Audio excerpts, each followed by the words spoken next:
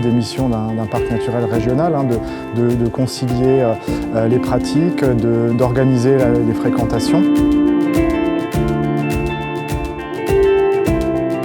Je m'appelle Antoine André, je suis chargé de mission Natura 2000 au Parc naturel régional des Ballons des Vosges et coordinateur du programme Quiétude-Attitude. Je m'appelle Pierre Mangin, je suis accompagnateur en montagne dans le massif des Vosges depuis une dizaine d'années. Un parc naturel régional, je dirais que c'est avant tout un territoire d'exception, donc avec une forte identité culturelle, en matière de biodiversité aussi, avec un fort potentiel. Donc une richesse, on va dire, une signature particulière. Et donc un parc naturel régional, c'est en quelque sorte la vitrine de mise en place du développement durable.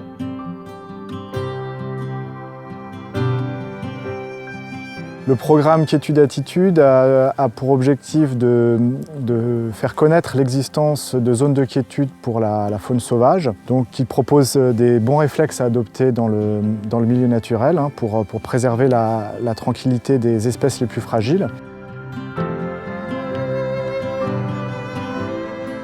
Le massif des Vosges se prête vraiment, on va dire, aux nouvelles activités de pleine nature. L'objectif, c'est que ces activités puissent être réalisées dans de bonnes conditions. Donc ça fait partie des missions d'un parc naturel régional, de concilier les pratiques, d'organiser les fréquentations. Les derniers mois, avec la crise sanitaire, on avait effectivement donc un nouveau public qu'on retrouvait, qui n'était pas forcément habitué à la moyenne montagne, qui ne connaissait pas du tout les bons réflexes à adopter dans le milieu naturel. Donc voilà, il a fallu aussi aller vers ces personnes pour leur adresser les bons réflexes et les bonnes pratiques. Quand on va vers les publics avec cette démarche d'expliquer, de documenter, de montrer en fait pourquoi c'est fragile, le retour est excellent parce que les gens sont friands de savoir comment fonctionnent les écosystèmes, quels sont la faune, la flore, les habitats. Et donc de comprendre pourquoi c'est fragile. Et quand on comprend, on agit en conséquence et on protège ce qu'on aime bien. Et donc ça fonctionne en général beaucoup mieux.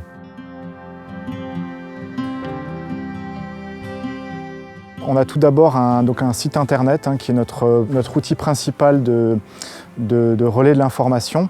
On a également de nombreux outils papier qu'on transmet à l'ensemble de nos partenaires, donc des petites plaquettes de présentation du programme, toutes sortes d'outils divers et variés, des posters. On relaye aussi pas mal de choses via les réseaux sociaux, donc c'est des choses d'ailleurs sur lesquelles on va beaucoup mettre l'accent dans les prochaines années. Ce qui est très important aussi à souligner, c'est qu'on se base sur des médiateurs de la nature qui font un travail remarquable. C'est aussi des partenaires qui sont présents sur le terrain, parce que c'est pas tout de relayer des informations papier, mais c'est d'aller à la rencontre des habitants, des visiteurs du milieu naturel, et on touche ainsi tout public.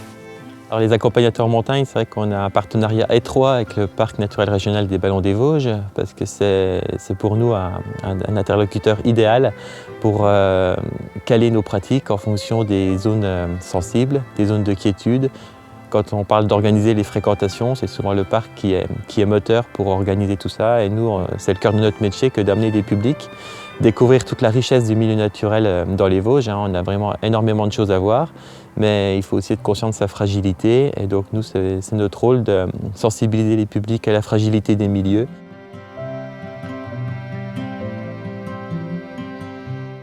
On est très content d'avoir lancé ce programme. On a des très bons retours.